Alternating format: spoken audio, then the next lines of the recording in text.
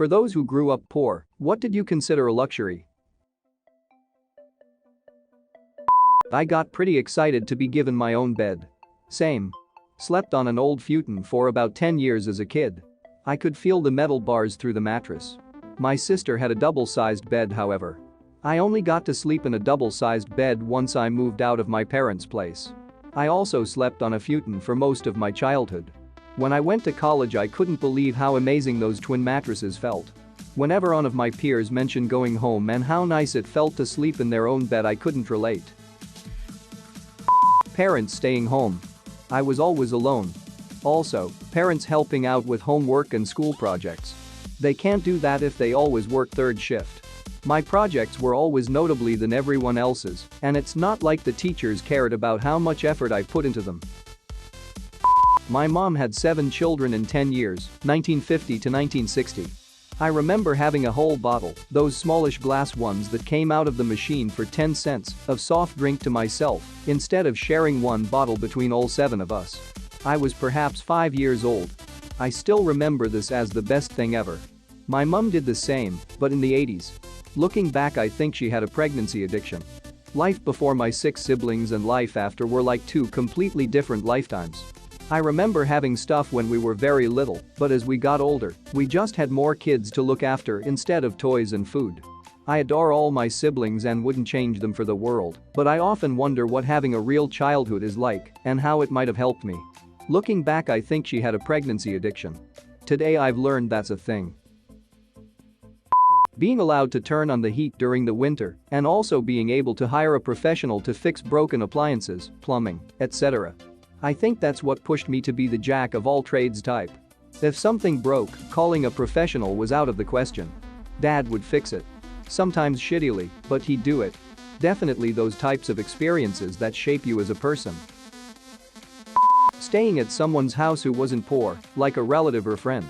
Their house was also so clean, beautiful, pictures on the wall, knickknacks on the counter, and carpet you could play on because it was clean. I spent my entire teenage years hiding where I lived. I used to love flipping through home furniture catalogs like IKEA and fantasizing about what my dream bedroom would be, complete with framed posters, a professional study table with a desk lamp and office doodads, dressers that matched the hamper and trash bin, and an actual framed bed. My family didn't really have anyone over ever because we were honestly embarrassed we didn't have all the furnishings of a proper house. Dude, window shopping was my favorite thing to do. Even for stuff so much as the cutlery and plates I wanted. Hell, my bed was a twin mattress on the floor, and I was so excited when I could buy myself a brand new mattress with a box spring and bed frame. The hot shower. Cold showers were always available, but when you scraped enough cash to get some diesel fuel and get the burner to kick on long enough to have a hot shower, man, absolutely nothing better. I'd love to shower or wash in a real bath. I wash in a bucket of hot kettle water and some water from the tap. A sink would be nice too. Where do you live? South Africa. Username does not check out. Going places during school vacation. The kids would be all like, what? You've never been to Ziz amusement park? No, Trisha. My family doesn't even have a car. Which is another luxury to me. I always felt so stupid when everyone would ask, where did you go this summer? So, as a warm-up, everyone will briefly share with the class in French what they did over the summer. Yeah, I remember making up a one-line sentence about going to the beach, then it was the next guy's turn. I said the same sentence every year for 3 years of French. Same here. Even simple questions like what are your hobbies? Used to throw me off. We couldn't afford for me to have hobbies, really. In middle school I was on reduced school meals, so it would be 0.40 for lunch. So my parents would always give me 2 quarters every morning for lunch. Now the cafeteria would also sell cookies, which wasn't part of the lunch set, for 0.50 each. So saving 0.10 each day, I could afford 1 cookie by Friday's lunch. Good times. Edit. RIP inbox. I was wondering why my phone was blowing up at 7 a.m. Haha. You just triggered a memory from my childhood. Also had reduced lunch at 40 cents, also got 50 cents from my parents. Except I bought 2 pretzel rods with it, which were 5 cents each, or I would wait 2 days so I can buy a fruit roll-up at 20 cents. In middle school my parents were doing better, so I didn't qualify for reduced lunch. My parents gave me $2 a day to get subsidized lunch, but I was so programmed to worry about money, I would buy a dinner roll in the Sunny Delight because that totaled 90 cents and I would save the rest. I put the money in my sock drawer. Months later my parents found the money and asked where I got it. I explained what I was eating for lunch and I was saving the rest in case we need it. I didn't understand at the time, but that look on my father's face was heartbreak. He then ordered that I use the money to order a full meal going forward. Honestly didn't know that pasta-roni was $1 until I was a grown man. I thought that was some gourmet. I made the pasta-roni fettuccine alfredo with sauteed shrimp and garlic butter plus Cajun seasoning for miso. They didn't believe it was from a $1 box. Where do you find this?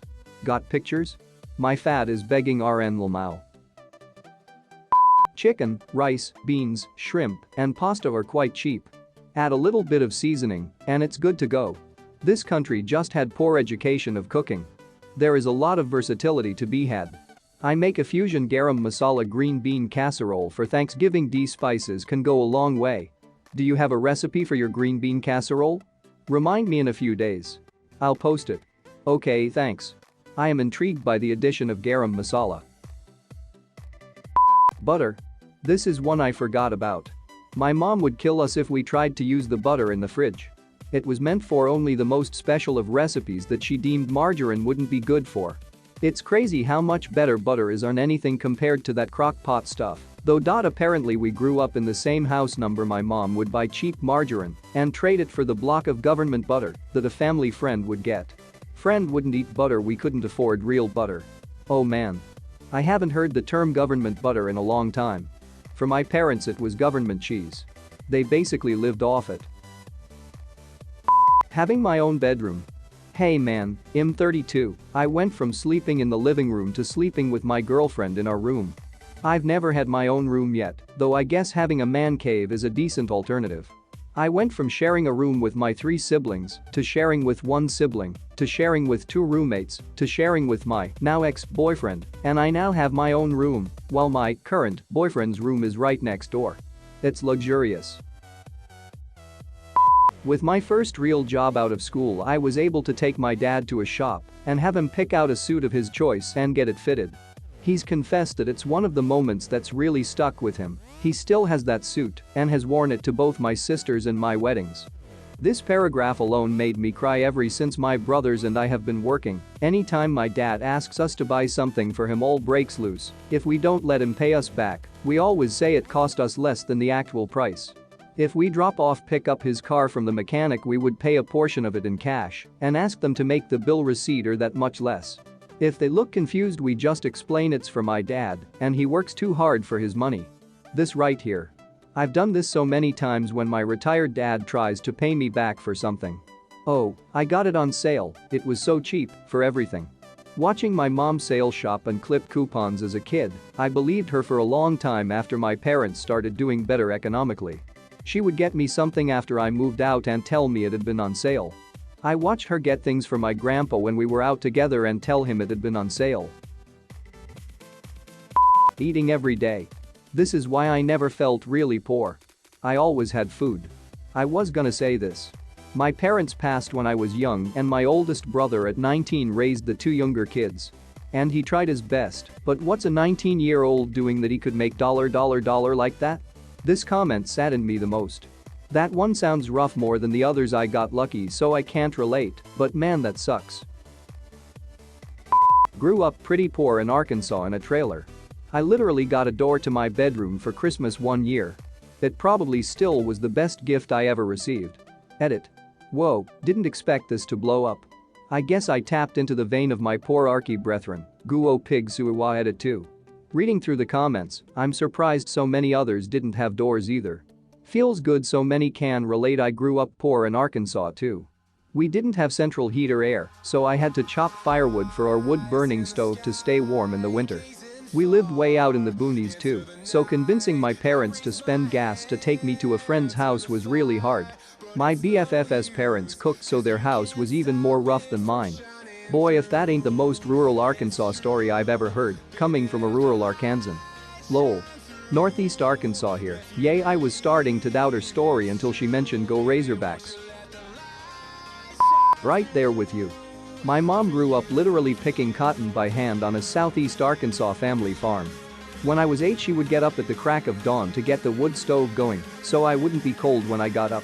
She put herself through college while raising me and finally escaped the shitty marriage her family forced her into and became a CPA, and by the time I was in high school, she ran a CPA firm that was next door to Hillary Clinton's. I used to watch Hillary walk to her car every day actually. Like, I do not understand how this woman has come so far in her life, even though I've watched her do it. I was there for most of it. Still baffles me. Your mom sounds awesome. Good for her. My mother used to consider any kind of cereal a luxury. They only had one box a month. Brand name cereal was for the upper class, man. Every time I saw Reese's Puffs on top of the fridge, I knew tomorrow was gonna be a good day. King Vitamin ring a bell? Low-key love King Vitamin and haven't thought of it in years. Off to Amazon to find some. Going out to eat at a restaurant. My parents won $1,500 at a lottery once. They bought a new sofa to replace a 25-yo sofa, a phone, and we went to a mid-range steakhouse, first restaurant for whole family. I was 20. Oh, I love this. I first ate steak at the age of 19 when my brother-in-law bought me one from, I think, Outback Steakhouse. It was like that pupil expanding scene in Requiem for a Dream. I freaking loved it. For a working-class kid raised on food stamps, I have a great appreciation for really good food today. For our anniversary, my wife and I went to a fancy sushi place, and the chef was so delighted by our unabashed joy at how delicious we found the sushi, he kept making us special rolls for free and sat us up by the chef's station so we could watch it be made. I dream about this guy's sushi in this time of COVID. I think growing up eating cheap stuff like liver, venison, and tongue means I appreciate some of the more unique flavors rich people find gross. The guy who thinks you need to grow up appreciating fine food is full of it. You just need to be open to new flavors and the joy of food. No need to spend $40 on a 6-year-old's meal. Man, new school supplies. An actual trapper keeper is all I wanted. I didn't grow up poor. I'm not poor now. But damn, did I feel like a king when I bought my kids boxes and boxes of real Crayola crayons and markers this year because Staples had them on sale for like 50 cents each. We're stocked up on school supplies, paper, composition notebooks, wide rule notebooks, pencils and pencils and pencils and pencils for a good 2+ years, and it costs something like $20. My mom would buy extra school supplies, just the stuff that we went through quickly like paper, writing utensils, etc., whenever they went on sale. Even if she already had a lot already. Was a wallet saver for her and my dad when my sister or I would run out of paper halfway through the year, when the price for school supplies is sometimes quadruple what it was on sale. When I was in high school, if my friends were over, mom would ask them did they have all their supplies, and whoever said they didn't, she'd pull out the totes and start passing out extra.